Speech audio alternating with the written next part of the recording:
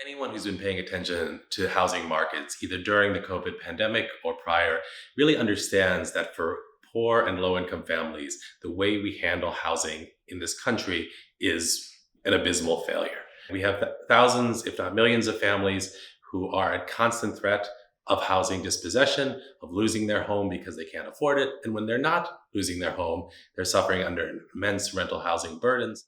My name is Phil Garboden. I'm the HTRC Professor of Affordable Housing at the University of Hawaii. I actually split my time between two departments. I'm in the Department of Urban and Regional Planning and the University of Hawaii Economic Research Organization. My research tends to look at how supply side actors, by which I mean landlords, property managers, and developers, respond to social policy, both local and at the federal level, to shape outcomes for poor and low income families. This year at the Russell Sage Foundation, I'm working on a book with co-author Eva Rosen called American Landlord. And what we're doing in this book is taking a look at the low-end rental market in the United States, but doing that from the perspective of those who own and manage the properties in it. And our goal is really to understand how landlords make decisions about all manner of things: tenant screening, property management, where and when to invest, how and when to evict tenants. And we do that in a couple of ways. Obviously, we take economic incentives and profit making as sort of a first principle to explain their behavior.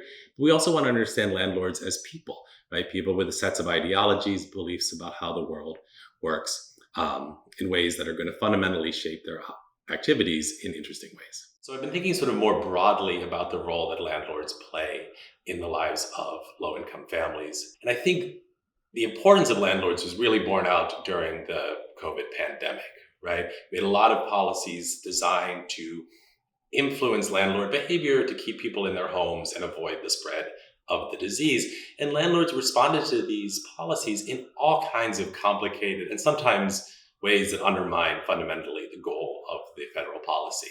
So I think understanding who landlords are, how they respond to policy, and the way that they're going to respond to future policies is incredibly important if we want to help shape housing markets for more just outcomes. Our goal of the book and this sort of broader research project on landlords is to really help policymakers understand who landlords are and how they should expect them to respond to different incentives, regulations, carrots and sticks, as it were. Ideally, to achieve more just outcomes for low-income families so that they can have the opportunity for mobility that other families have available to them. The real benefit to me of the Russell Sage Foundation Fellowship is the opportunity that it provides me for collaboration, right? So I live and work in Hawaii, which has many wonderful benefits, but it is thousands of miles away from anyone that I work with and from the cities that I study and work in. So being in New York, being surrounded by a group of incredibly talented, productive scholars, and having the opportunity to work directly with my co-author, Eva Rosen, who's also here for this year,